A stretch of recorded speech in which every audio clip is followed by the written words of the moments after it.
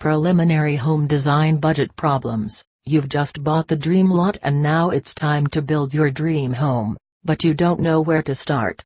Maybe you've started to design your home, but don't know if you have a good design or one that's functional and will meet your needs. One of the biggest problems when building your new home is going to be money or finances.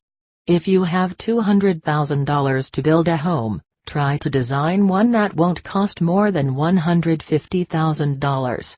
Most people have $200,000 and design a home that will cost $300,000 to build.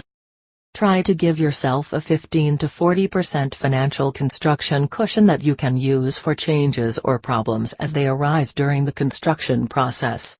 I started a job once with a $400,000 budget, and by the time the job was done, the homeowners had spent over $625,000. That hurts.